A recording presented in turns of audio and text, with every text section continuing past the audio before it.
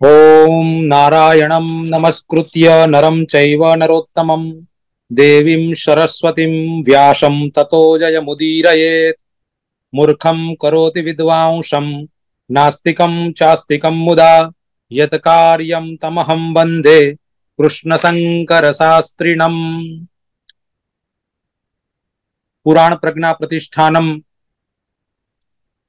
संस्था के माध्यम से आज अग्नि पुराण का ये आभासीय सत्र जो अंतिम चरण में पहुंचा है, वह अध्याय 376 से लेकर 383 तक मुझे आज बोलने का मौका दिया है।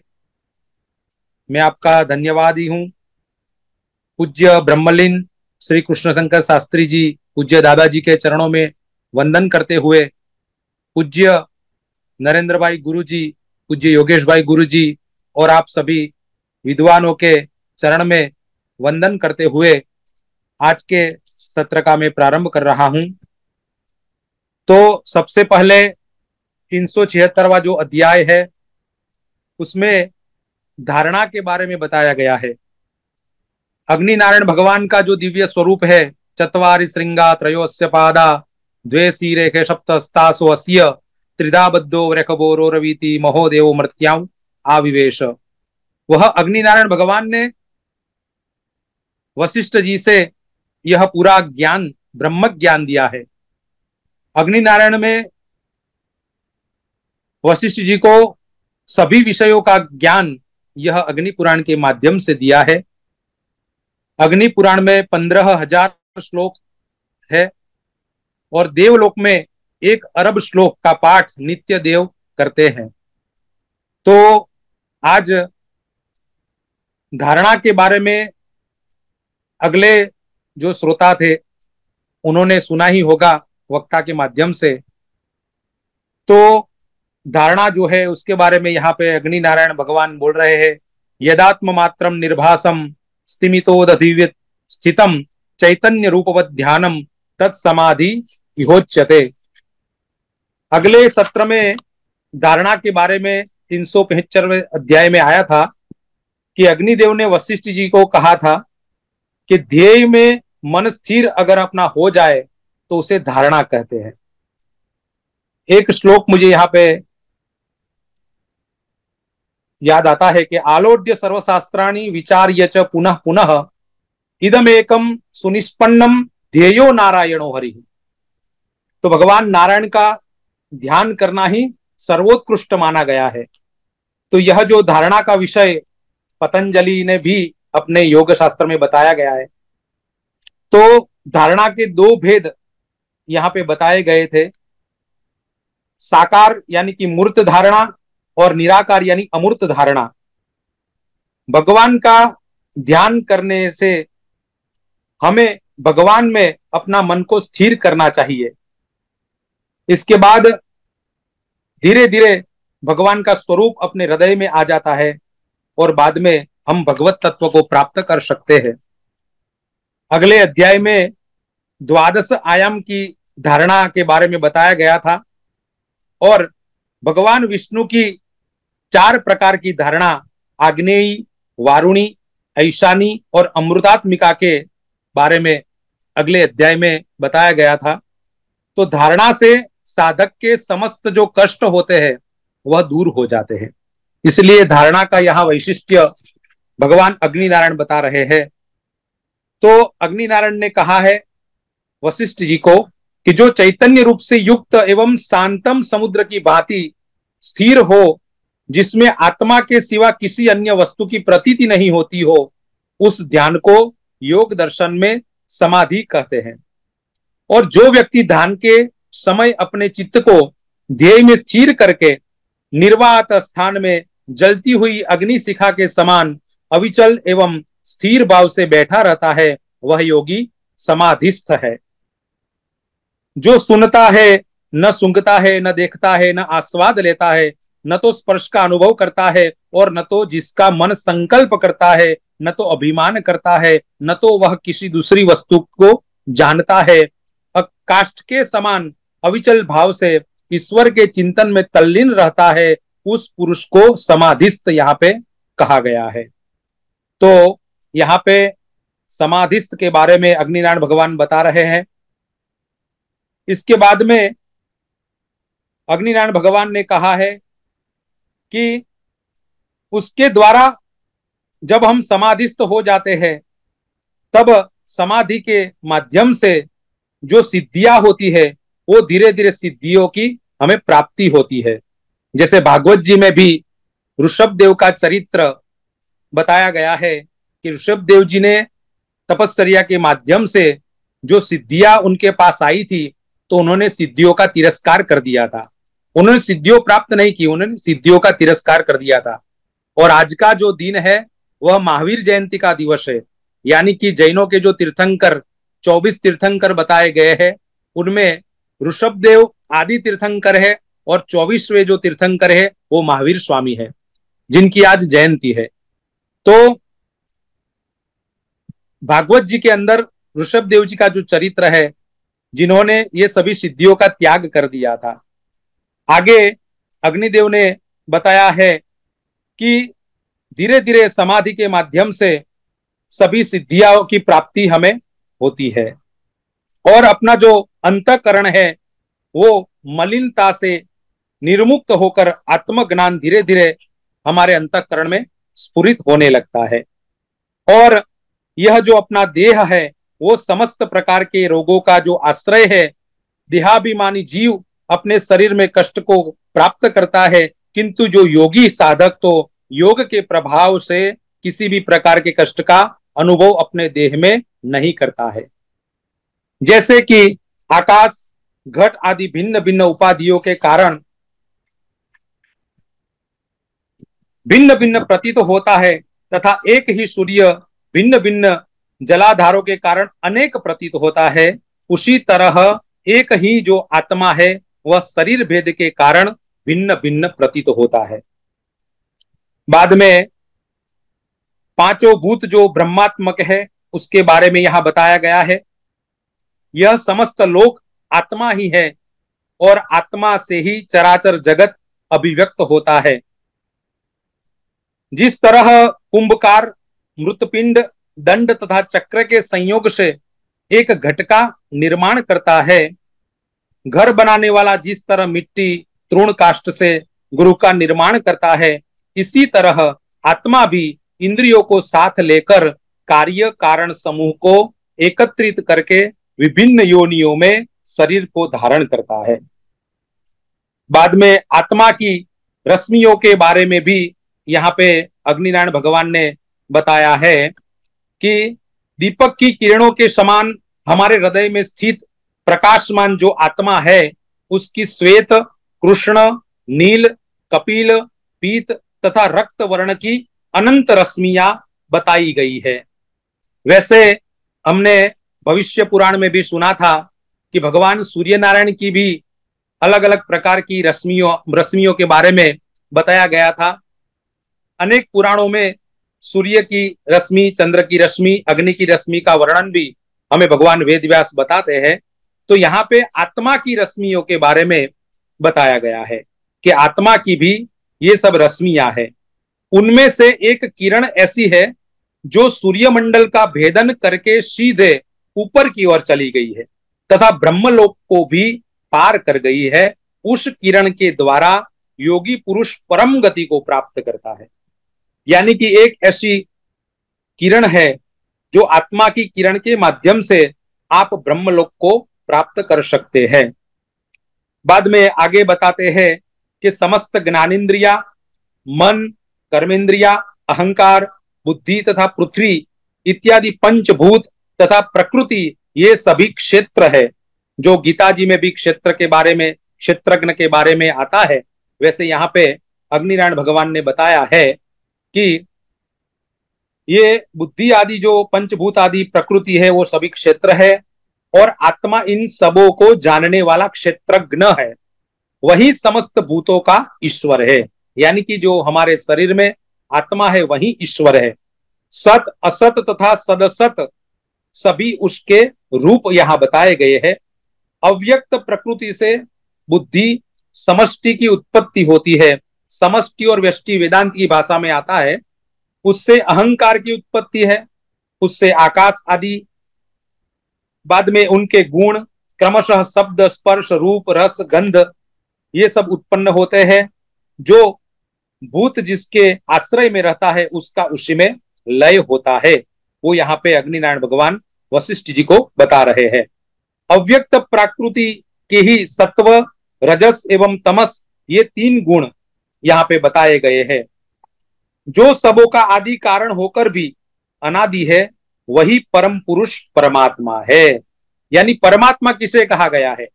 तो जो सबों का आदि कारण है, हमारे जो आदि कारण है वही परम पुरुष परमात्मा यहाँ पे अग्निनारायण ने बताया गया है। बाद में अग्निनारायण कहते हैं कि जिससे वेदों पुराणों विद्याओं उपनिषदों श्लोकों सूत्रों भाष्यों तथा अन्य वांग्मय की अभिव्यक्ति हुई है वही ईश्वर है। यानी कि पुराण पठनम यत्र तत्र सन्निहितो हरि ही, जहां पे पुराण का पठन होता है वहां साक्षात हरि निवास करते हैं। ये यहाँ पे अग्निनारायण बता रहे हैं कि जहां पुराणों विद्या उपनिषदों की अभिव्यक्ति हुई है वही ईश्वर है। बाद में अग्निहोत्री पुरुष जो होते हैं वह स्वर्ग जाते हैं और वे लोग सप्तर्षि तथा नाग विधि के मार्ग से देवलोक को गए हैं, उनके बारे में भी यहाँ पे बताया गया है। तो जो 88,000 ऋषि है जो नैमिषारण्य क्षेत्र में ज्ञान यज्ञ करते हैं तप यज्ञ करते हैं, वो सभी 88,000 सौनक आदि जो ऋषि है वो लोग सभी प्रकार के कर्मों का त्याग करने वाले हैं। वे तपस्या अनासक्ति ब्रह्मचर्य तथा मेधाते प्रभाव से कल्प पर्यंत भिन्न भिन्न देवलोक में वो रहते हैं। तो यहाँ पे आत्मज्ञान के साधन के बारे में अग्निनारायण भगवान बताते हैं। श्रद्धोपवास सत्यत्व आत्मनो ज्ञान हेतवः सत्वाश्रमे निदिध्यासस्य समस्ते एवमेव तु द्रष्टव्यस्त्वथ मंतव्यः श्रोतव्यश्च द्विजातिभिः य एवमेनं विन्दन्ति ये चारण्य कमाश्रिताः। यानी सदा वेदाध्ययन निष्काम यज्ञ ब्रह्मचर्य तपस्या एवं दम श्रद्धा उपवास तथा सत्य भाषण ये आत्मज्ञान के साधन यहाँ पे बताए गए हैं। समस्त द्विजातियों को उचित है कि वे सत्व गुण को अपनाकर आत्मा का श्रवण मनन एवं निधिध्यासन एवं साक्षात्कार करे। इस प्रकार के जानने वाले तथा वानप्रस्थाश्रमी जो लोग परम श्रद्धा से संपन्न होकर सत्य की उपासना करते हैं वे क्रमशः अर्ची दीन शुक्ल पक्ष उत्तरायण देवलोक सूर्यमंडल तथा विद्युत के अभिमानी देवताओं के लोक में जाते हैं। तो पुराणों में बताया गया है कि उत्तरायण में जिसकी मृत्यु होती है वो देवलोक को प्राप्त होते हैं और दक्षिणायन में जिसकी मृत्यु होती है वो पितृलोक को प्राप्त होते हैं। वही यहाँ पे अग्निनारायण भगवान बता रहे हैं। जो लोग यज्ञ तप एवं दान से स्वर्ग लोक पर अधिकार प्राप्त करते हैं वे क्रमशः धूमह रात्रि और कृष्ण पक्ष दक्षिणायन पितृलोक तथा चंद्रमा के अभिमानी देवता के लोक को प्राप्त करते हैं। तो यहाँ पे जो व्यक्ति आत्मा के इन दो मार्गों को नहीं जानता है वह मृत्यु के पश्चात सर्प पतंग कीड़ा या कृमि होता है। हृदयाकाश में दीपक के समान प्रकाशमान ब्रह्म का ध्यान करने वाला जीव है वह मुक्त हो जाता है। यानी कि अपनी आत्मा में जो भगवान का ध्यान करने वाला पुरुष है जो जीव है वह मुक्त हो जाता है।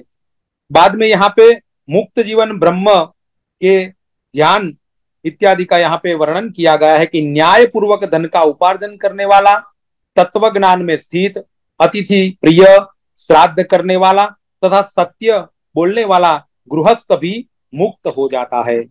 तो जिसे मुक्ति प्राप्त करनी है गृहस्थ को, वो गृहस्थ को ये सभी नियमों का पालन करने का यहाँ पे अग्निनारायण ने बताया है कि न्याय से धन को उपार्जन करना चाहिए, तत्व ज्ञान में स्थित रहना चाहिए, अतिथियों का आदर सत्कार करना चाहिए, जैसे मातृदेवो भव, पितृदेवो भव, आचार्य देवो भव और अतिथि देवो भव, ये सब देव के समान बताए गए हैं। तो यहाँ पे भी अतिथि प्रिय जो गृहस्थी है, श्राद्ध करने वाला जो गृहस्थी है, सत्य बोलने वाला जो गृहस्थी है, वह मुक्त हो जाता है, ऐसा अग्निनारायण भगवान यहाँ पे बता रहे हैं। बाद में जो अध्याय है उसमें ब्रह्म ज्ञान के बारे में यहाँ पे बताया गया है। अग्निनारायण भगवान कहते हैं, ब्रह्म ज्ञानम प्रवक्ष्यामि संसारा ज्ञान मुक्तये अयमात्मा परम ब्रह्म अहमस्मीति मुच्यते देह आत्मा न भवति दृश्यत्वाच्च घटादिवत प्रसुप्ते मरणे देहाद आत्मान्यो ज्ञायते ध्रुवम। तो अग्निनारायण भगवान ने कहा कि अज्ञान जन्य संसार के बंधन से छुटकारा पाने के लिए अब मैं ब्रह्म ज्ञान का वर्णन करूंगा। तो यह जो आत्मा है वह परम ब्रह्म है और परम ब्रह्म मैं ही हूं, ऐसा भगवान कहते हैं। ऐसा चिंतन करने वाला जो पुरुष है वह मुक्ति प्राप्त कर लेता है। यानी कि हमारे शरीर में जो आत्मा है वही पर ब्रह्म भगवान का अंश है। ममे वांशो जीवलोके जीवभूत सनातन। गीता जी में भी भगवान कृष्ण ने अर्जुन को कहा है कि सभी के शरीर में आत्मा जो है वो मैं हूं।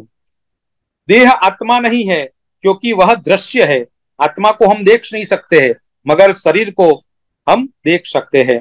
दृश्य घट आदि के समान यहाँ पे बताया गया है। सो जाने पर अथवा मृत्यु हो जाने पर पता चलता है कि निश्चित रूप से आत्मा देह से भिन्न हो गई है। जब हमारे शरीर में से आत्मा निकल जाती है तो यह शरीर जो है वो काम नहीं करता, वो मृत्यु को हम प्राप्त कर लेते हैं। यदि देह ही आत्मा होता तो वह मृत्यु के पश्चात भी पहले के ही समान व्यवहार करता। यानी कि हमारे शरीर में जो आत्म तत्व है वही परमात्मा है। वो अगर हमारे शरीर में से निकल जाए तो यह शरीर का कोई मूल्य नहीं रहता है। मन और ज्ञान भी आत्मा नहीं है। हमारा जो मन है और हमारा जो ज्ञान है वह भी आत्मा नहीं है, क्योंकि वे भी प्रकाश के साधन है। हमारा जो प्राण है वो भी आत्मा नहीं है, क्योंकि सुषुप्ति काल में उस पर जड़ का प्रभाव रहता है। तो जागृत अवस्था में तथा स्वप्नावस्था में प्राण के साथ चैतन्य मिला सा रहता है, इसलिए उसकी पृथक प्रतीति नहीं होती है। तो इसलिए आत्मा इंद्रिय आदि नहीं है, अपितु इंद्रिय आदि आत्मा के है। अहंकार भी आत्मा नहीं है, क्योंकि देह के समान उसकी भी आत्मा से पृथक उपलब्धि होती है। तो उपरयुक्त जो देह, इंद्रिय, मन, प्राण तथा अहंकार से भिन्न ही आत्मा है। यह सबों के हृदय प्रदेश में रहता है। रात्रि में जलते हुए दीप के समान सबों का दृष्टा एवं भोक्ता वह आत्मा है। समाधि के आरंभ काल में मुनि को इस प्रकार से चिंतन करना चाहिए कि ब्रह्म से आकाश, आकाश से वायु, वायु से अग्नि, अग्नि से जल, जल से पृथ्वी और उससे सूक्ष्म शरीर उत्पन्न होता है। जैसे भागवत जी में भी यह पूरा वर्णन हमें मिलता है, प्रकृति का वर्णन, उसमें भी यह बताया गया है। और अपंचीकृत भूतों से पंचीकृत भूतों की उत्पत्ति हुई है। स्थूल शरीर का ध्यान करने, उसका ब्रह्म में लय होने का ध्यान करें, और पंचीकृत भूत तथा उनके कार्यों को यहाँ पे विराट बताया गया है। आत्मा का यह स्थूल जो शरीर अज्ञान कल्पित है, इंद्रियों के द्वारा होने वाले ज्ञान को धीरों ने जागृत कहा है, और जागृत के अभिमानी आत्मा को विश्व कहते हैं। तो विश्व किसे कहते हैं, यहाँ पे बताया गया है कि इंद्रियों के द्वारा जो होने वाला ज्ञान को धीरों ने जागृत कहा है, और जागृत के अभिमानी आत्मा को विश्व कहा है। ये तीनों प्रणव के प्रथम वर्ण के आकार स्वरूप बताया गया है। अपंचीकृत भूत तथा उनके कार्य को लिंग कहते हैं। 17 अवयव, 10 इंद्रिया, 5 तन्मात्राएं और मन बुद्धि से युक्त आत्मा के सूक्ष्म शरीर को हिरण्य गर्भ कहा जाता है। तो यहाँ हिरण्य गर्भ किसे कहते हैं, इसके बारे में अग्निनारायण भगवान ने कहा है कि जागृत संस्कार जह स्वप्न प्रत्ययो विषयात्मक आत्मा तदभिमानी स्यात् तेजसोय प्रपंचतः स्थूल सूक्ष्म शरीराख्य द्वयस्यैकं हि कारणम आत्मा ज्ञानंच साभाषम तदध्याहृतमुच्यते। जागृत अवस्था के संस्कार से उत्पन्न होने वाले विषयों के ज्ञान को यहाँ पे स्वप्न कहते हैं। बाद में उसका जो अभिमानी आत्मा होता है उसे तेजस कहा है। और स्थूल एवं सूक्ष्म दोनों प्रकार के शरीरों का एक ही कारण यह आत्मा यहाँ बताया गया है। आभास युक्त ज्ञान जो है उसको अध्याहृत ज्ञान कहते हैं। और इन अवस्थाओं का साक्षी न सत है न असत और न तो सदसत ही है। न तो वह सावयव है और न तो निरवयव है। वह न तो भिन्न है और न तो अभिन्न है। वह भिन्न अभिन्न स्वरूप भी नहीं है। वह सर्वथा अनिर्वचनीय है। इस बंधन रूप संस्कार भी सृष्टि करने वाला वही है। वह ब्रह्म एक है। तो ब्रह्म के बारे में यहाँ पे बताया गया है। तो ब्रह्म की प्राप्ति तथा सुसुप्ति दोनों के अभिमानी को प्राज्ञ कहते हैं। ये तीनों मकार तथा प्रणव स्वरूप है।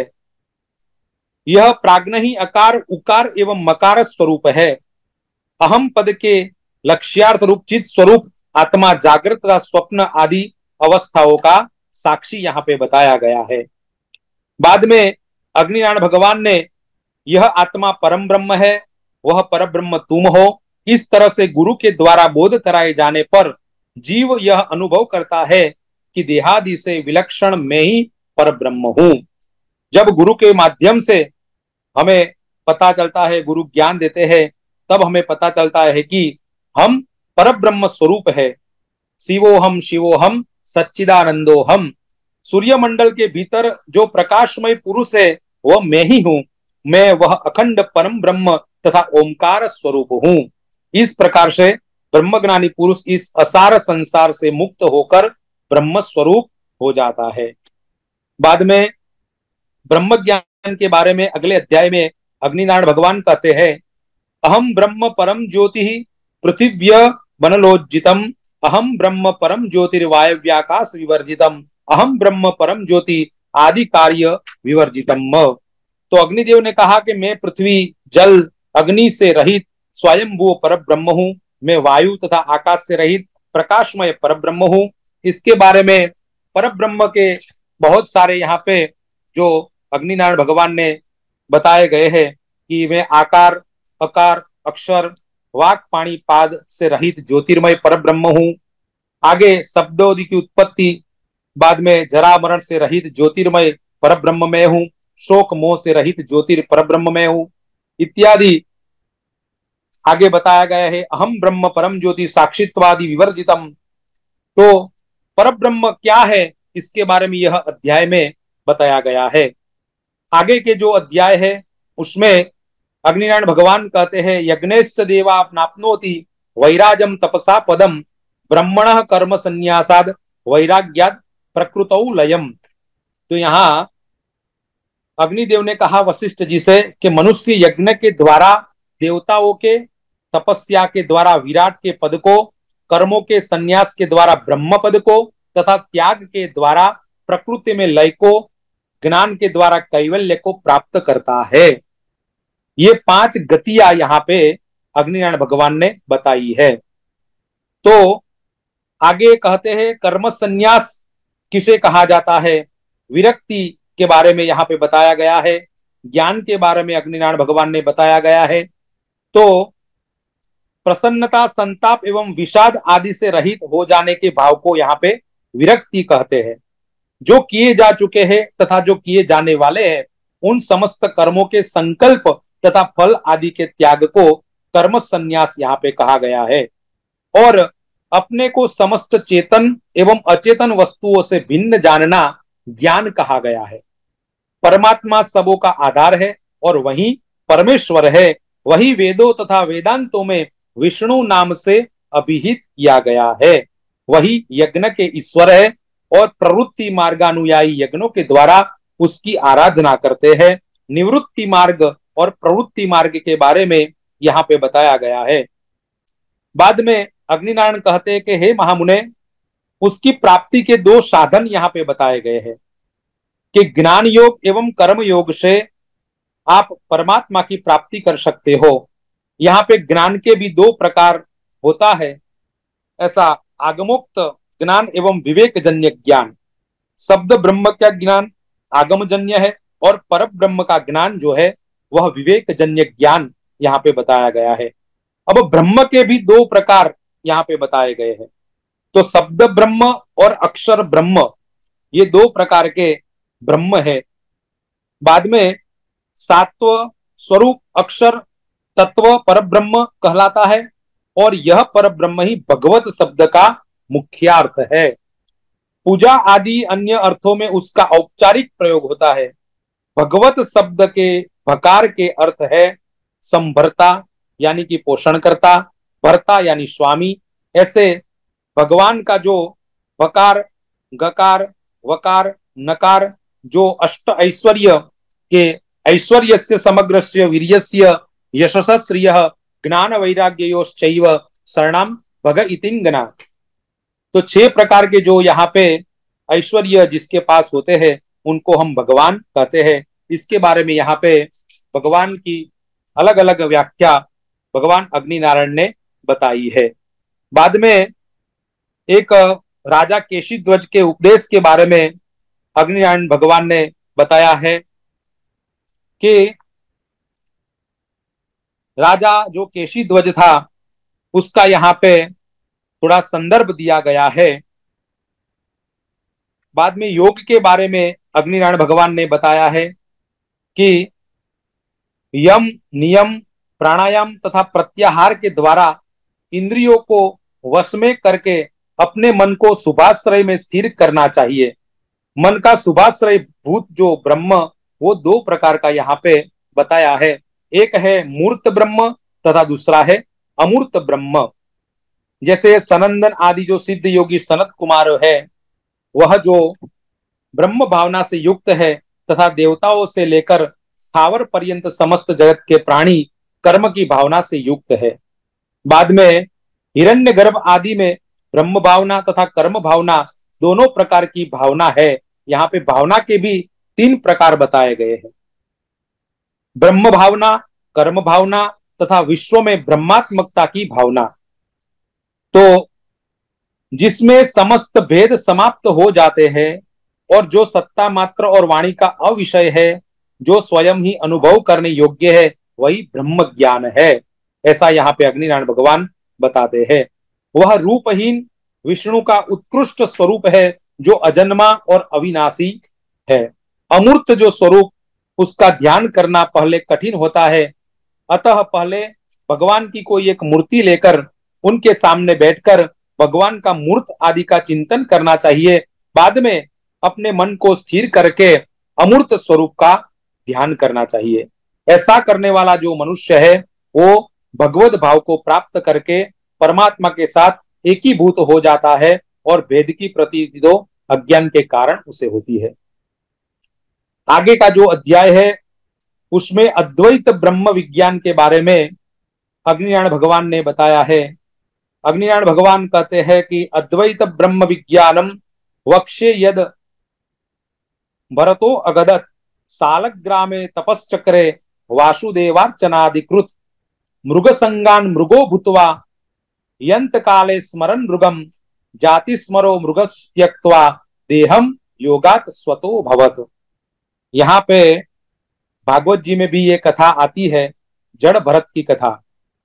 तो जड़ भरत आख्यान जो है उसके बारे में यहाँ पे अद्वैत ब्रह्म के बारे में अग्निनारायण भगवान ने बताया है कि भरत के द्वारा उपदिष्ट जो अद्वैत ब्रह्म विज्ञान है उसका मैं अभी वर्णन कर रहा हूं कि राजा जो भरत था वो सालग्राम क्षेत्र में भगवान वासुदेव की अर्चना करते हुए तपस्या कर रहे थे।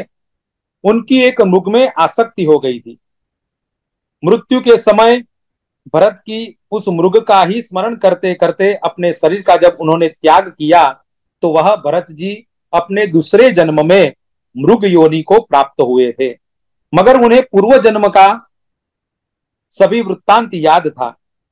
तो उस मृग का शरीर का त्याग करके स्वयं दूसरे जन्म में जड़ भरत के रूप में एक ब्राह्मण के घर पुत्र के रूप में वह जन्म लिए थे। वे स्वयं अद्वैत ब्रह्म स्वरूप थे तथा लोक में जड़ के समान व्यवहार करते थे। उन्हें बलवान समझकर एक बार एक सौवीर नरेश के सेवकों ने उन्हें राजा की पालकी ढोने के काम में लगा दिया था। जो सौवीर नरेश जो राजा था वह कपिल मुनि के पास ब्रह्म ज्ञान को प्राप्त करने के लिए जब जा रहा था, तब उनका एक सेवक जो था वो थोड़ा बीमार जैसा हो गया। तो उनके दूसरे सेवकों ने एक सेवक को लेने के लिए जब गए तो उन्होंने जड़ भरत को देखा था। तो जड़ भरत जी को वहां पालकी ढोने के लिए ले आए। सेवक के कहने से वे सौविराज की पालकी ढोने लगे। बाद में वे ज्ञानी तो थे, फिर भी बेगार में पकड़ लिए जाने पर अपने कर्मों का क्षय करने के लिए राजा की पालकी को वो भरत जी ढोने लगे। किंतु उनकी गति, जो चलने की गति थी, वो मंद थी। वे पीछे की ओर लगे थे। उनको छोड़कर सभी सेविका वाहन जो तेज चलते थे। राजा ने देखा कि दूसरे कहार जो है वो तेज चल रहे हैं तथा जड़ भरत जो है वो धीरे धीरे चल रहे हैं। तब राजा ने कहा कि अरे, अभी तो तुम थोड़े ही दूर चले हो, थक गए हो क्या? क्या तुमसे परिश्रम सहा नहीं जाता? ऐसा जब सौवीर नरेश ने जड़ भरत जी से प्रश्न किया तो वह ब्राह्मण ने कहा कि राजन, न तो मैं मोटा हूं और न तो मैंने तुम्हारी पालकी ढोई है, न तो मैं थका हूं और न तो मुझे परिश्रम करना पड़ा है, न तो मुझ पर तुम्हारा भार ही है। पृथ्वी पर दोनों मेरे पैर है, पैरों पर जंगाएं है, जंगाओं के ऊपर उरु है और उरुओं के ऊपर मेरा यह उदर है। यह पूरा जो उन्होंने वर्णन किया, बाद में राजा को लगा कि यह कोई सामान्य व्यक्ति नहीं है, यह कोई ज्ञानीवान पुरुष लगता है। राजा ने कहा कि तुम कौन हो? क्या तुम कोई ईश्वर के स्वरूप में आज यहाँ पे आए हो? क्या तुम अवधूत वेशधारी हो? तब बाद में उन्होंने अपना परिचय किया था। बाद में राजा ने जड़ भरत जी से जो ब्रह्म ज्ञान प्राप्त किया, वह ब्रह्म ज्ञान के बारे में यहाँ अग्नि नारायण भगवान ने बताया गया है। आगे राजा ने कहा कि श्रेयोर्थ मुद्यतः प्रष्टुम कपिलर्षिम अहम द्विज तस्यांशः कपिलर्षे त्वं मतः कृते ज्ञानदो भुवि। राजा ने कहा कि मैं कपिल मुनि के पास ब्रह्म ज्ञान प्राप्त करने के लिए जा रहा था, मगर आज आपका संसर्ग मुझे प्राप्त हुआ और आपकी बातों से लगा कि आप कपिल मुनि के स्वरूप में आज यहाँ पे पधारे हो। कृपा करके मुझे आप ब्रह्म ज्ञान प्राप्त कराए। बाद में ब्रह्म ज्ञान की प्राप्ति के लिए जड़ भरत जी ने राजा को ज्ञान दिया था। उसमें रुभु आदि की जो कथा है वो भी एक दृष्टांत के रूप में यहाँ पे बताई गई है। आगे जो रुभु और निदाग का जो संवाद है वह अग्नि नारायण भगवान ने यह 380वें अध्याय में बताया है। तो अग्नि नारायण भगवान कहते हैं कि मुक्तिम यवाप भवतो ज्ञान सारेण भूपति संसार ज्ञान वृक्षारी ज्ञानम ब्रह्मेति चिंतय। अग्निदेव कहते हैं, हे वशिष्ठ जी, जड़ भरत द्वारा उपदिष्ट यह जो ज्ञान सार के महात्म्य से सौवीर नरेश ने भी मुक्ति प्राप्त कर ली, तो ज्ञान स्वरूप ब्रह्म ही इस संसार रूपी वृक्ष का शत्रु है, इसका हमेशा आप चिंतन करते रहे। यानी कि ज्ञान स्वरूप जो ब्रह्म है उसका ही आप अगर चिंतन करेंगे तो आपको भी मुक्ति प्राप्त हो सकती है। जैसे अष्टावक्र जी ने जनक जी को बताया था, मुक्तिमिच्छसि चेत्तात विषयान विषवत् त्यज। हे जनक जी, अगर आपको मुक्ति चाहिए तो आपको यह सभी विषयों का त्याग करना चाहिए। तो यहाँ पे भी ब्रह्म ज्ञान अगर आपको प्राप्त करना है तो ब्रह्म ज्ञान प्राप्त करने के लिए है ज्ञान स्वरूप ब्रह्म की आपको उपासना करनी पड़ती है और इसके द्वारा ही आप मुक्ति को प्राप्त कर सकते हैं। आगे का जो अध्याय है 381वां, उसमें गीता सार के बारे में बताया गया है। तो श्रीमद् भगवद गीता में कुल 18 अध्याय और 700 श्लोक जो है, उनमें से सार तत्व यहाँ पे भगवान अग्नि नारायण ने बताया है, गीता सारम प्रवक्ष्यामि सर्वगीतोत्तमोत्तमम कृष्णोर्जुनाय यमाह पुरा वै भुक्ति मुक्तिदम। अग्नि नारायण कहते हैं कि अब मैं गीता का सार बतला रहा हूं, जो गीता का सर्वोत्तम अंश है, जिस भोग तथा मोक्ष को प्रदान करने वाला गीता शास्त्र का उपदेश पूर्व काल में भगवान श्री कृष्ण ने अर्जुन को दिया था। तो कुरुक्षेत्र के मैदान में महाभारत का जब युद्ध होने वाला था, तब भगवान श्री कृष्ण ने अर्जुन को यह गीता का ज्ञान दिया और बाद में अर्जुन ने महाभारत का युद्ध किया था और उसमें सभी पांडवों की जीत हुई थी और हस्तिनापुर का राज्य उन्हें प्राप्त हुआ था। तो भगवान श्री कृष्ण ने जो गीता का परम ज्ञान अर्जुन को दिया था, वह ज्ञान आज अग्निनारायण भगवान यहाँ पे वशिष्ठ जी को बता रहे हैं। भगवान ने कहा, गतासुरवा न सोच्यो देहवानजः आत्मा अजरो अमरो वेद्य तस्मात् शोकादिकम त्यजेत। हे अर्जुन, किसी मरे अथवा जीवित मनुष्य के विषय में शोक नहीं करना चाहिए। तो यहाँ पे एक श्लोक मुझे स्मरण होता है कि गते शोको न कर्तव्यो भविष्यम नैव चिंतयेत वर्तमानेषु च कालेषु वर्तयन्ति विचक्षणाः। तो यहाँ पे भगवान भी अर्जुन को बता रहे हैं कि गतासुरवा न सोच्यो देहवानजः। हे अर्जुन, जीवित मनुष्य के विषय में और मरे हुए मनुष्य के विषय में कभी शोक नहीं करना चाहिए। शरीरधारी आत्मा जो है हमारा, वह अजन्मा है, अजर है, अमर है एवं अभेद्य है, अतः एवं उसके लिए शोक त्याग देना चाहिए।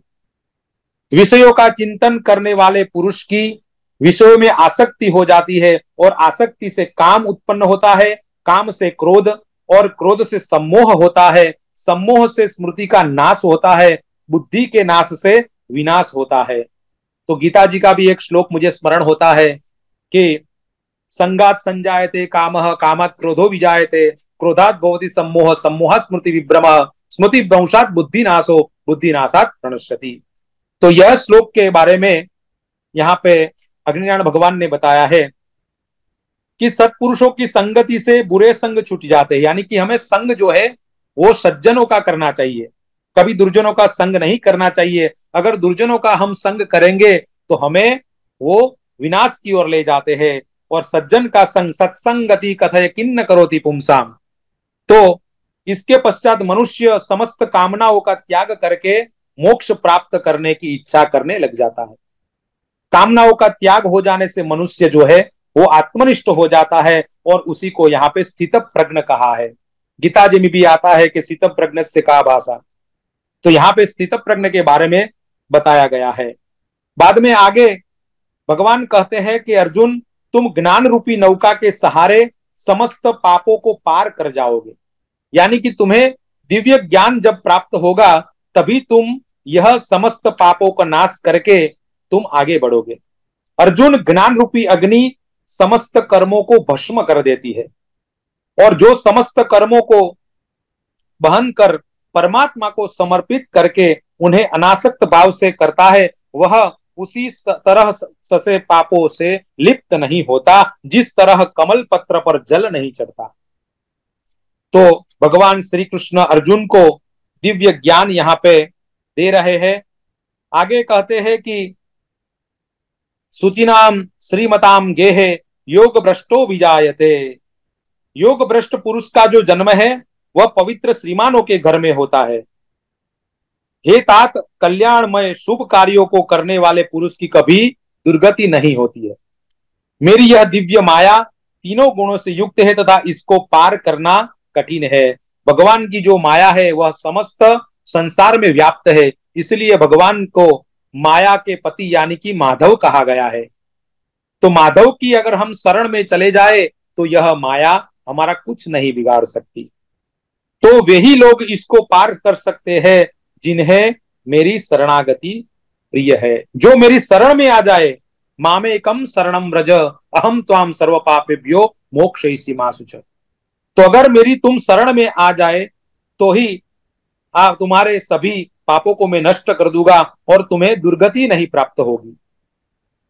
तो माया को पार करने के लिए, माया से रहित होने के लिए भगवान के शरण में हमें जाना चाहिए। बाद में भगवान श्री कृष्ण कहते हैं कि 4 प्रकार के जो लोग हैं वह मेरा भजन करते हैं, आर्त, जिज्ञासु, अर्थार्थी एवं ज्ञानी।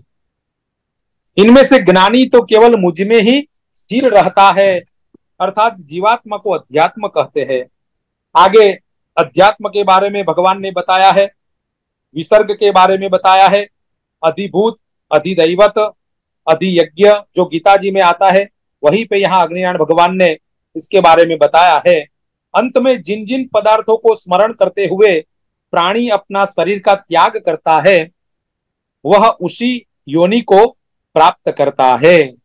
तो अंत काले स्मरण मामच मदभावम यात्य संशय यम यम भावम स्मरण नंते त्यजेत देहम तमाप्नुयात अंते या मति सा गति। ऐसा यहाँ पे भगवान श्री कृष्ण कहते हैं कि मनुष्य का जब अंतिम समय आता है तो अंतिम समय में परमात्मा का ही स्मरण करना चाहिए। जैसे अजामिल ने भगवान का स्मरण किया था, नारायण का स्मरण किया था, तो वह यम के दूतों के त्रास से छूट गया था और विष्णु भगवान के दूत वहां पे आए थे। तो अजामिल ने अपने जन्म में, पूरे जीवन में पापाचार किया था, मगर उसका पुत्र का नाम उसने नारायण रखा था। तो अंत समय में भगवान नारायण का अगर जो स्मरण करता है तो वह भगवान के धाम को प्राप्त करता है। यह भगवान श्री कृष्ण ने अर्जुन को यहां बताया है। मृत्यु के समय जो प्राणों को अपने बौहों के मध्य में स्थापित करके ओम इस एक अक्षर वाले ब्रह्म का उच्चारण करते हुए देह का जो त्याग करता है ना, वही मुझको ही प्राप्त करता है। यानी कि अंतिम समय में जो मनुष्य ओमकार का उच्चारण करके अपने प्राण को त्याग देता है वही भगवान को, भगवत तत्व को, भगवान के धाम को ही प्राप्त करता है। इसलिए ओमकारस बिंदु संयुक्तम नित्यम ध्यायन्ति योगिनः कामदम और मोक्षदम चैव ओमकाराय नमो नमः। ओमकार जो है वो काम और मोक्ष प्रदान करने वाला बताया गया है और योगियों का वही बीज मंत्र है। इसलिए अंतः काल में जो ओमकार का स्मरण करता है वह भगवान के परम धाम को प्राप्त करता है।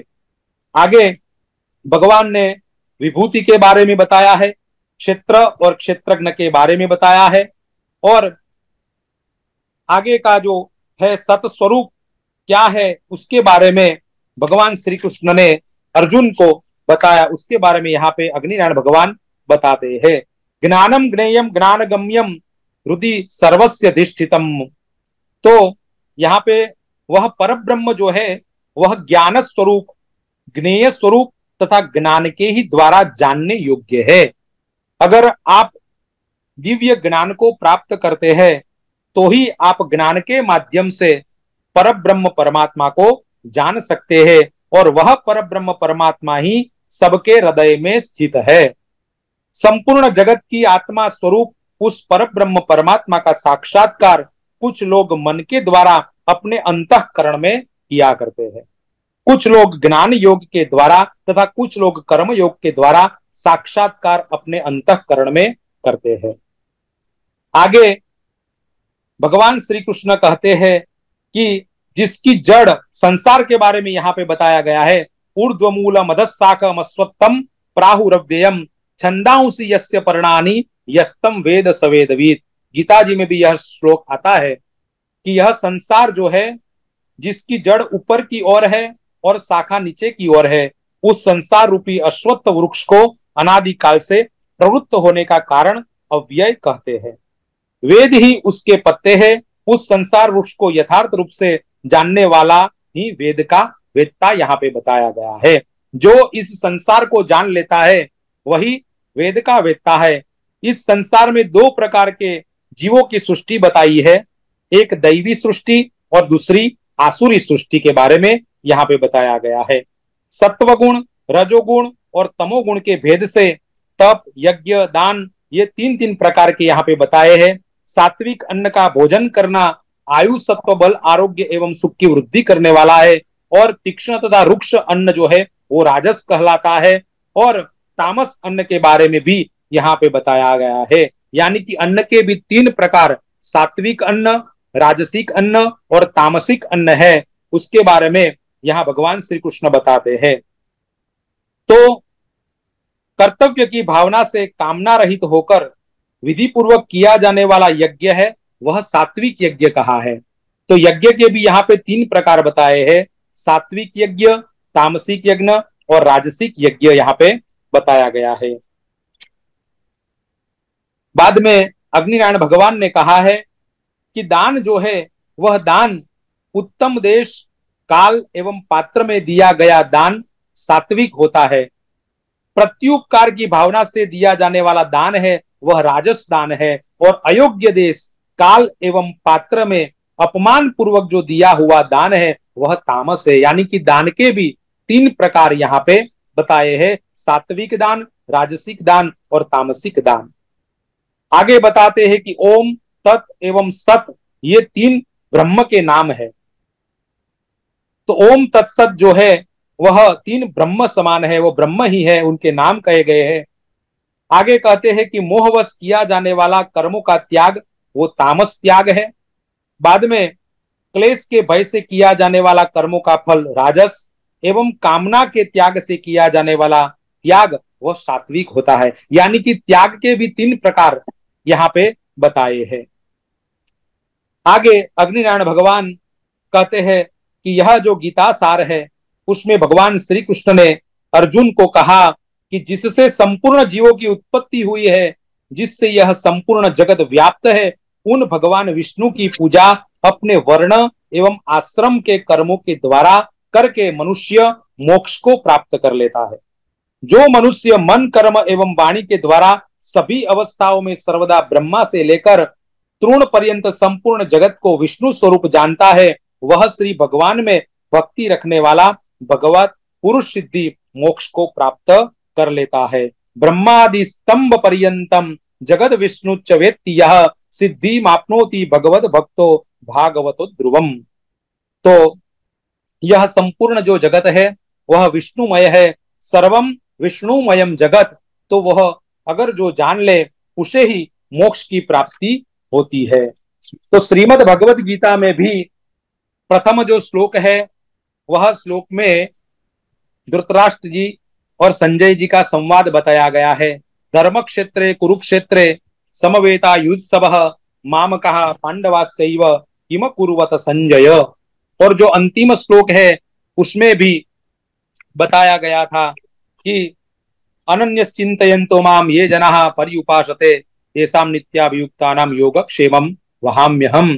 तो भगवान श्री कृष्ण ने अर्जुन को आगे दिव्य ज्ञान प्रदान किया था और दिव्य चक्षु देकर भगवान की विभूतियों का दर्शन बताया था, और 18 अध्याय के 700 श्लोक के माध्यम से भगवान श्री कृष्ण ने अर्जुन को दिव्य ज्ञान प्राप्त करवाया था। और जो दिव्य ज्ञान प्राप्त करके अर्जुन ने बाद में महाभारत का युद्ध किया था। तो यह गीता सार जो है वह श्रीमद् भगवत गीता में भगवान श्री कृष्ण ने जो बताया था वही गीता सार का महात्म्य यहाँ पे अग्निनारायण भगवान ने वशिष्ठ जी को सुनाया है। आगे का जो 382वां अध्याय है उसमें यम गीता का वर्णन यहाँ पे बताया है। तो अग्निनारायण भगवान जो है वह कहते हैं यम गीताम प्रवक्ष्यामि या नाचिकेतसे पठताम शृण्वताम भुक्तौ मुक्तौ मोक्षार्थिनाम सतम। तो यह जो यम गीता है वह यम का जो संवाद है वह बहुत से पुराणों में भी दिया गया है। विष्णु पुराण में भी यम गीता है, नृसिंह पुराण में भी यम गीता है, और कठोपनिषद जो है वो कठोपनिषद में यह नचिकेता की जो कथा है वह आती है। तो यहाँ पे वो कठोपनिषद की कथा अग्निदेव ने यहाँ यम गीता के बारे में बताया गया है। तो यम गीता का वर्णन अग्निदेव कहते हैं कि जिसका उपदेश यमराज ने नचिकेता को दिया था। नचिकेता जो थे उनके पिताजी ने यज्ञ किया था, और यज्ञ में जो ऋत्विज ब्राह्मण आए थे उन सभी ब्राह्मणों को उन्होंने जो गाय प्रदान की थी वो गाय अदुग्ध दोहा, जो दूध नहीं देने वाली थी, ऐसी गाय दान में दी थी। इसलिए नचिकेता ने अपने पिता से कहा कि आपने क्यों ऐसी गाय सभी ब्राह्मणों को दान में दी, आप मुझे भी दान दे दीजिए। तभी उनके पिता ने कहा कि मैं तुम्हें यम को देता हूं।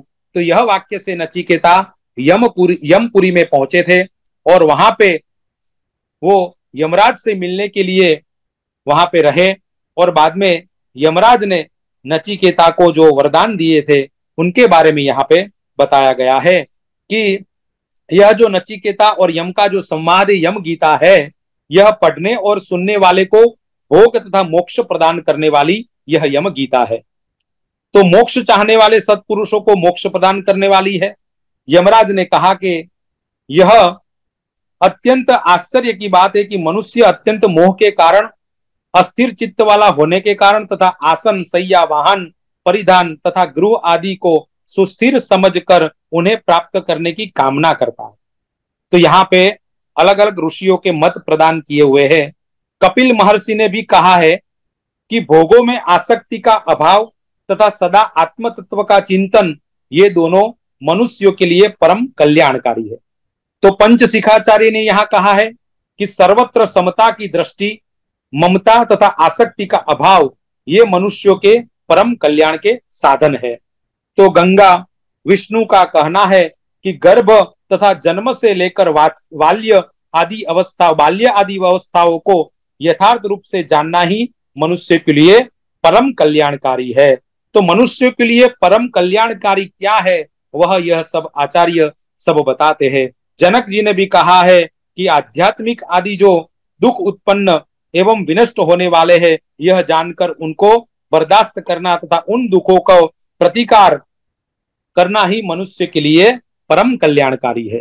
तो मनुष्य के लिए क्या परम कल्याणकारी है, इसके बारे में जैगीषव्य महर्षि का भी मत यहाँ पे दिया गया है कि रुक, यजु एवं सामवेद में जो कर्म बताए गए हैं, उन्हें कर्तव्य समझकर अनासक्त भाव से उनका अनुष्ठान करना ही मनुष्य के लिए परम कल्याणकारी है।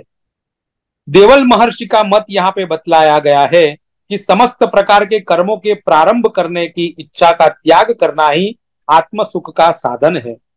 सनकादि जो महर्षियों है, उनका भी मत यहाँ पे प्रतिपादित किया गया है कि कामनाओं के त्याग से विज्ञान, सुख, ब्रह्म एवं परम पद की प्राप्ति होती है, किंतु जो मनुष्य कामनाओं वाला है उसको ज्ञान नहीं होता।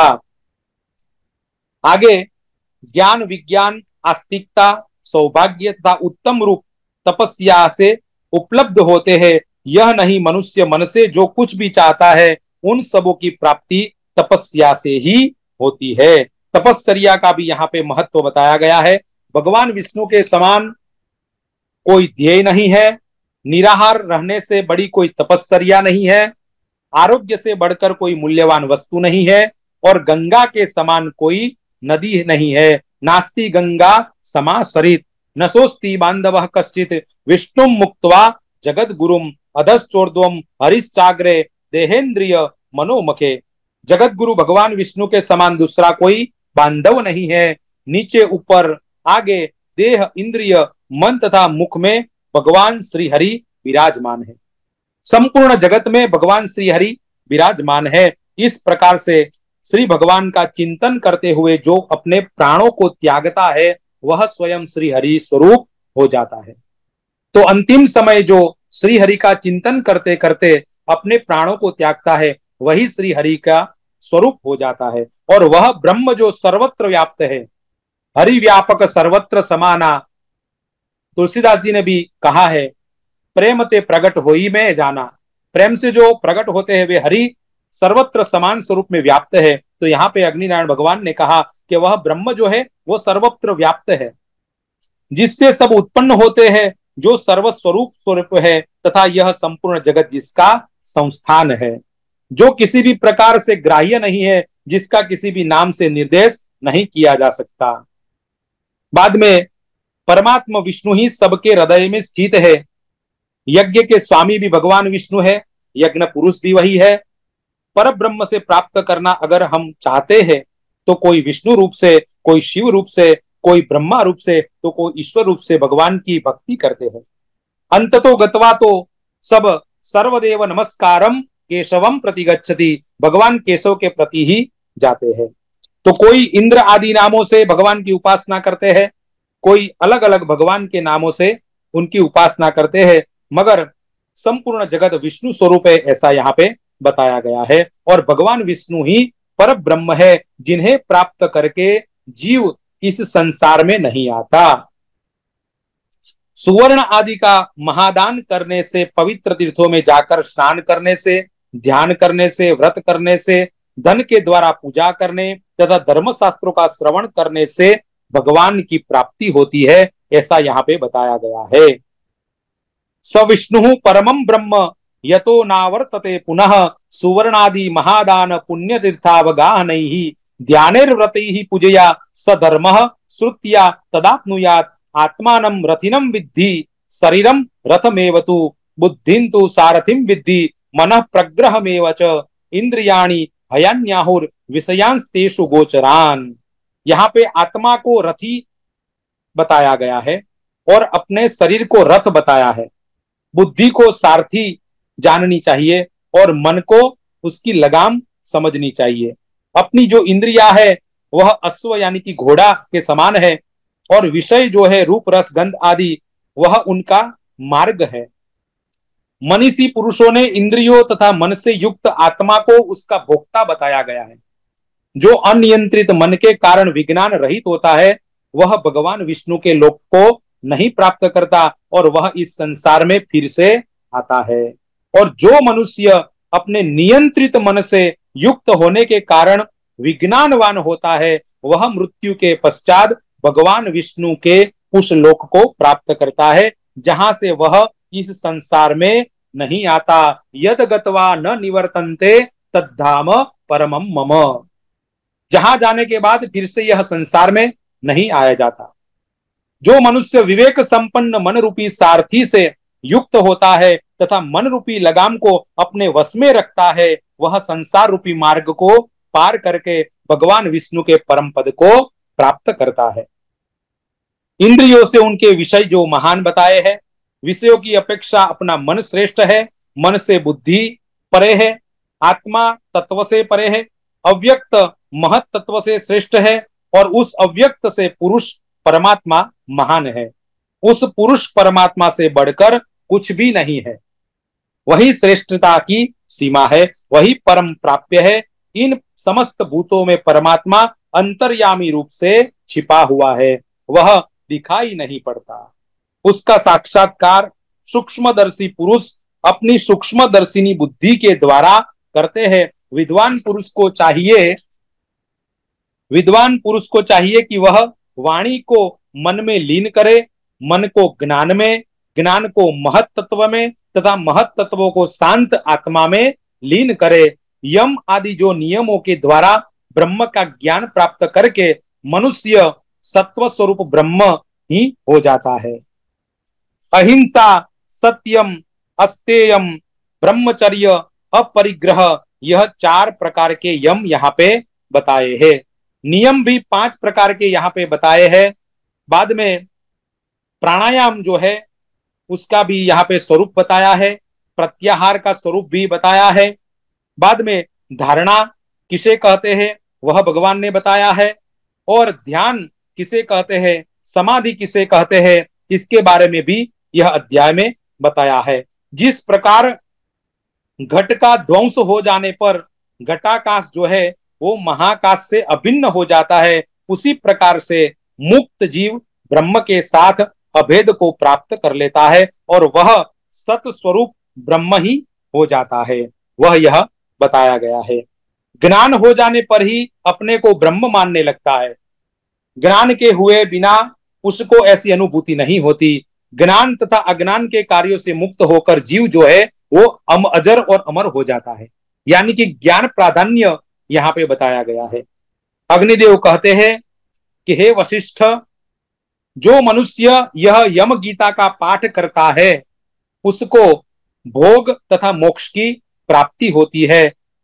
वशिष्ठ यम गीतोक्ता पठताम भुक्ति मुक्तिदा आत्यंतिको लयः प्रोक्तो वेदांत ब्रह्म धीमयः।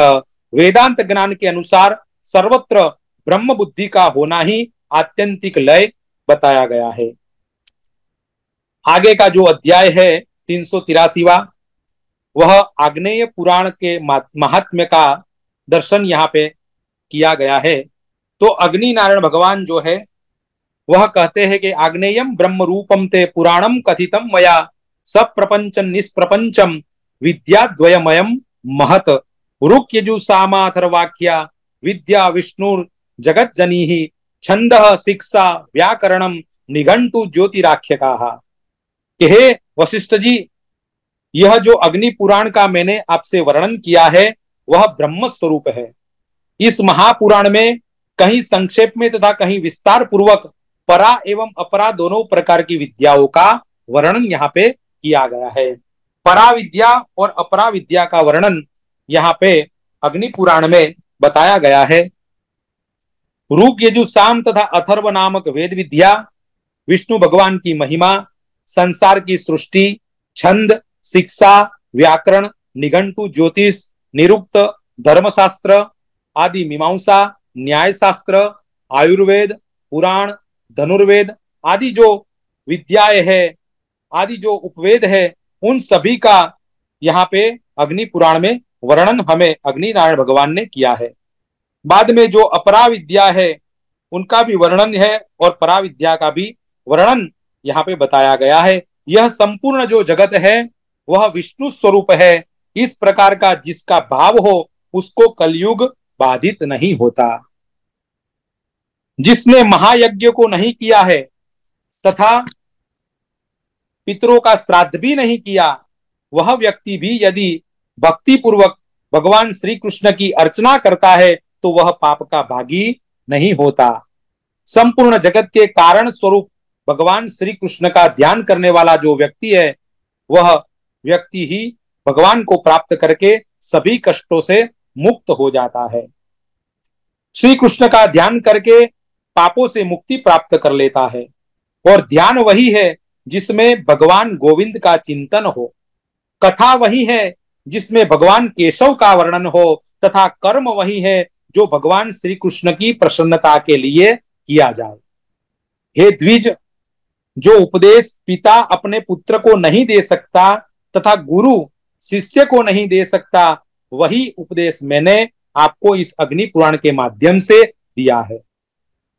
इस संसार में भ्रमण करता हुआ मनुष्य पुत्र, पत्नी, धन, संपत्ति, मित्र तथा अन्य सारी वस्तुओं को प्राप्त कर सकता है, किंतु इस प्रकार का उपदेश प्राप्त कहीं भी नहीं कर सकता।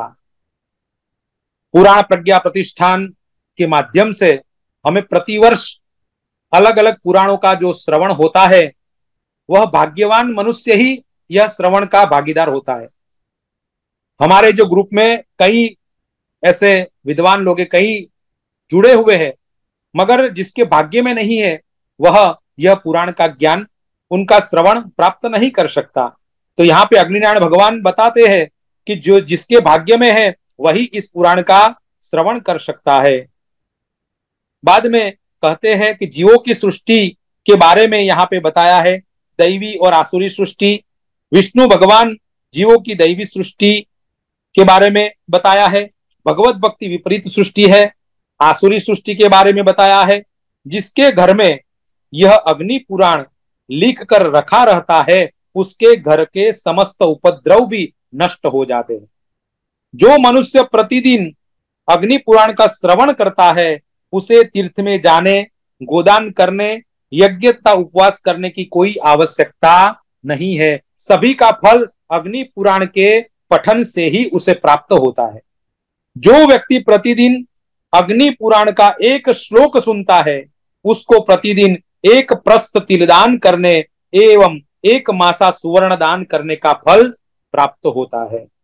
प्रतिदिन अग्नि पुराण का एक अध्याय का जो पाठ करता है वह मनुष्य को गोदान करने का फल प्राप्त होता है, तथा अग्नि पुराण सुनने की इच्छा करने वाला व्यक्ति के उस दिन तथा उस रात के लिए हुए पापों का भी विनाश हो जाता है।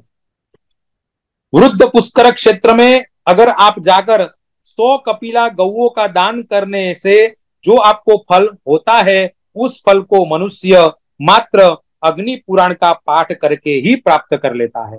यानी कि गौदान का पुण्य जो है वह अग्नि पुराण का पाठ करने से मनुष्य को प्राप्त होता है। धर्म दो प्रकार के हैं, प्रवृत्ति धर्म एवं निवृत्ति धर्म। ये दो प्रकार के धर्म है। इन दोनों प्रकार के धर्मों का फल अग्नि पुराण के फल के समान नहीं है। अग्नि पुराण श्रेष्ठ है। हे वशिष्ठ जी, जो व्यक्ति भक्ति पूर्वक प्रतिदिन अग्नि पुराण का पाठ करता है अथवा अग्नि पुराण का श्रवण करता है, वह सभी पापों से मुक्त हो जाता है। जिस घर में अग्नि पुराण का पुस्तक रहता है, उस घर में कभी विघ्न, बाधाएं, अनर्थ, शत्रुओं का भय नहीं होता है। जिस घर में अग्नि पुराण रहता है, वहां गर्भपात का भय भी नहीं होता, बालक ग्रहों का भय नहीं होता, पिशाचों का भय भी नहीं होता है। अग्नि पुराण श्रवण करने वाला ब्राह्मण वेदज्ञ हो जाता है। क्षत्रिय जो है वह पृथ्वी का स्वामी हो जाता है, वैश्य धनी हो जाता है और शूद्र जो है वह निरोगी हो जाता है। जो मनुष्य हेमंत ऋतु में अग्नि पुराण का श्रवण उसकी चंदन आदि से पूजा करके करता है, वह अग्निष्टोम याग करने का फल प्राप्त करता है। सभी ऋतुओं में अग्नि पुराण का महात्म्य यहाँ पे अग्निनारायण भगवान बताते हैं कि शिशिर ऋतु में पुंडरीक याग का तथा वसंत ऋतु में अश्वमेध याग का फल प्राप्त होता है। ग्रीष्म ऋतु अभी चल रही है, तो ग्रीष्म ऋतु में इस पुराण का श्रवण करने से वाजपेय याग का हमें फल प्राप्त होता है और वर्षा ऋतु में राजसूय याग का फल हमें प्राप्त होता है। शरद ऋतु में अग्नि पुराण का पाठ करने से, श्रवण करने से 1000 गौ दान करने का पुण्य हमें प्राप्त होता है। हे वशिष्ठ, जो मनुष्य भगवान श्री हरि के सम्मुख बैठकर अग्नि पुराण का भक्ति पूर्वक पाठ करता है, वह मानो ज्ञान योग के द्वारा भगवान की अर्चा करता है। जिसके घर में लिखित अग्नि पुराण के पुस्तक की पूजा की जाती है, उसको विजय की प्राप्ति होती है। उसके हाथ में भोग तथा मोक्ष विद्यमान रहता है। हे वशिष्ठ, इन दोनों विद्याओं को तुम भक्तों के समक्ष बतलाना। बाद में वशिष्ठ जी ने भगवान अग्नि नारायण से कहा कि हे व्यास जी, यह अग्नि पुराण परा एवं अपरा दोनों विद्याओं से युक्त है तथा समस्त विषयों का ज्ञान कराने वाला है। इस बात को भगवान विष्णु ने सबसे पहले ब्रह्मा जी को बताया था। बाद में अग्निदेव ने सभी देवताओं के साथ मुझको जिस रूप में बताया, उसी तरह से मैंने आज आपको बताया है। तो सबसे पहले भगवान नारायण ने ब्रह्मा जी को यह अग्नि पुराण का ज्ञान दिया था। बाद में ब्रह्मा जी ने आगे ऋषियों को इसका ज्ञान दिया था और यह अग्नि पुराण में अग्निदेव ने वशिष्ठ जी को यह अग्नि पुराण वेद का ज्ञान दिया है। तो सौनक आदि ऋषियों को भी सूत महर्षि ने यह अग्नि पुराण का श्रवण करवाया है। जो मनुष्य इस पुराण को सुनता है अथवा पढ़वाता है, उसका पूजन कराता है तथा धारण करता है, उसकी सारी इच्छाएं पूर्ण हो जाती है तथा समस्त पापों से रहित होकर वह मनुष्य स्वर्गलोक को प्राप्त करता है। इस पुराण को लिखवाकर जो व्यक्ति इसे ब्राह्मण को दान करता है, वह अपने 100 पीढ़ियों के पुरुषों का उद्धार करके ब्रह्मलोक को प्राप्त करता है। 100 पीढ़ियों का उद्धार हो जाता है। अगर हम इस पुराण को लिखवाकर किसी ब्राह्मण को दान में दे, तो हमारी 100 पीढ़ियां जो है वो 100 पीढ़ियों के पुरुषों का उद्धार हो जाता है और हमें ब्रह्मलोक की प्राप्ति होती है। जो व्यक्ति अग्नि पुराण के एक भी श्लोक का पाठ करता है, वह पाप रूपी पंख से रहित हो जाता है। अतएव व्यास, इस सर्वदर्शन संग्रह रूपी पुराण को तुम्हें सुनाने की इच्छा वाले सुख आदि मुनियों के साथ अपने शिष्यों को सदा सुनाते रहना चाहिए। अग्नि पुराण का पाठ चिंतन अत्यंत कल्याणप्रद तथा भोग एवं मोक्ष प्रदान करने वाला बताया है। इस पुराण का उपदेश करने वाले अग्निदेव को मैं नमस्कार करता हूं। आगे व्यास जी ने कहा कि वशिष्ठ जी ने इस पुराण को मुझे सुनाया, उसे ही आज मैंने तुम्हें सुनाया है। यह पुराण पराविद्या एवं अपराविद्या का स्वरूप है। यह परम पद प्रदान करने वाला है। आग्नेय पुराण परम दुर्लभ है। यह भाग्यवान पुरुषों के ही प्राप्त होता है। इस ब्रह्म स्वरूप अग्नि पुराण का चिंतन करते रहने से श्री हरि की प्राप्ति हमें होती है। इसका चिंतन करके विद्या चाहने वाले को विद्या प्राप्त होती है, राज्य चाहने वाले को राज्य की प्राप्ति होती है, पुत्र की प्राप्ति होती है, आश्रयहीनों को आश्रय की प्राप्ति होती है। ऐसे आगे सुत, तुम शुक एवं पैल आदि जो मुनियों के साथ अग्नि पुराण का चिंतन करो, निश्चित रूप से तुम्हें भोग तथा मोक्ष की प्राप्ति होगी। ऐसे तुम अपने शिष्यों तथा भक्तों को यह पुराण सुनाना। आगे सुत जी ने कहा, हे सौनक आदि मुनियों, व्यास जी की कृपा से मैंने इस पुराण को आदर पूर्वक सुना है। आप लोग इस नैमिषारण्य में रहकर श्रद्धा पूर्वक श्री हरि की आराधना करते हो, अतएव मैंने आप लोगों को यह पुराण सुनाया है। अग्निदेव के द्वारा उपदिष्ट यह जो पुराण है वह वेद के समान है। यह परा एवं अपरा दोनों विद्याओं से युक्त है तथा भोग एवं मोक्ष को प्रदान करने वाला है। यह सर्वोत्तम सार एवं सर्वोत्तम मित्र है। इससे बढ़कर कोई ग्रंथ नहीं, इससे बढ़कर कोई गति नहीं, इससे बढ़कर कोई शास्त्र नहीं तथा इससे बढ़कर कोई श्रुति नहीं है। इससे बढ़कर कोई ज्ञान नहीं है, इससे बढ़कर कोई धर्म शास्त्र नहीं है और इससे बढ़कर कोई आगम नहीं है, इससे बढ़कर कोई विद्या भी नहीं है। इस अग्नि पुराण में सभी विद्याओं का उपदेश किया गया है। पृथ्वी के ऊपर इससे बढ़कर कोई दूसरी दुर्लभ वस्तु भी नहीं है। इसमें समस्त मत्स्य आदि अवतारों तथा गीता एवं रामायण का भी वर्णन है, हरिवंश महाभारत का भी वर्णन है, 9 प्रकार की सृष्टियों का भी वर्णन है,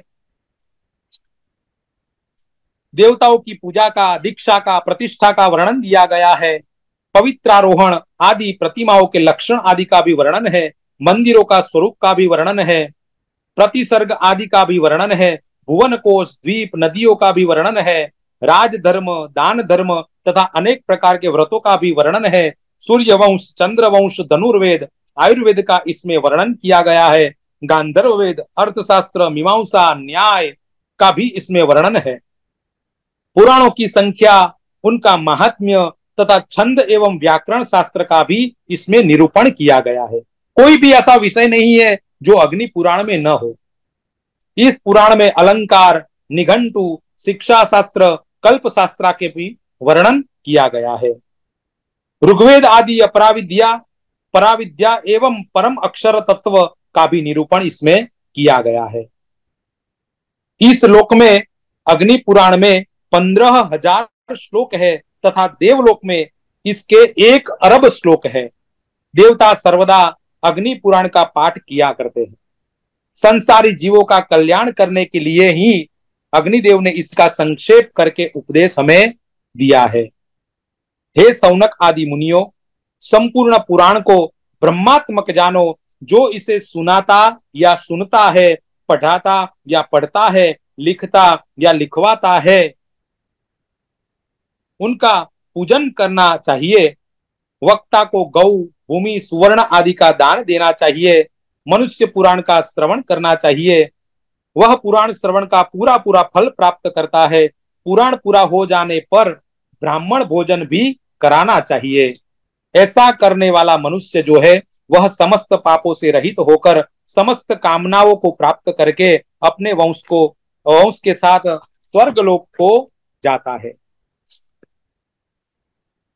जो मनुष्य इस अग्नि पुराण को रखने के लिए पेटी, सूत, पन्ना, काठ की पट्टी तथा उसे बांधने के लिए वस्त्र आदि का दान देता है, वह भी स्वर्ग लोक को प्राप्त करता है। तस्योत्पात भयम नास्ति भुक्त मुक्ति मवाप्नुयात् यूयम स्मरत आग्नेयम पुराणम रूपमैश्वरम सुतो गतः पूजितस्तैः सौनकाद्या हरिम ययुः। अंतिम श्लोक जो है उसमें बताया गया है कि जो अग्नि पुराण का मनुष्य दान करता है वह ब्रह्मलोक को प्राप्त करता है। जिसके घर में अग्नि पुराण का पुस्तक रहता है उसमें उसके घर में उत्पात का कोई भय नहीं रहता। वह भोग तथा मोक्ष को भी प्राप्त करता है। आप लोग भी इस पुराण को ईश्वर स्वरूप समझकर इसका स्मरण करें। इसके पश्चात सौनक आदि जो महर्षि थे उनके द्वारा पूजित होकर जो सूत नाम के पुराणी थे वह वहां से चले गए। सौनक आदि महर्षि भी भगवान श्री हरि को प्राप्त करके वो शांत हो गए। तो इस तरह से यह जो आदि महापुराण है अग्नि पुराण, इनका 383वां अध्याय है वह यहाँ पे विराम लेता है। इसके साथ ही यह जो अग्नि पुराण है उसमें 15,000 श्लोक और 383 अध्याय अग्निनारायण भगवान ने हमें बताए हैं। उनका जो भी मेरे वाणी से मैंने जो भी बताया आज, जो भी मेरे वाचिक पुष्प है वह मैं भगवान अग्निनारायण के चरण में समर्पित करके मेरे वाणी को यहाँ पे विराम देता हूँ। कबीरा कुआ एक है, पानी भरे अनेक, बर्तन ही में भेद है, पानी सब में एक।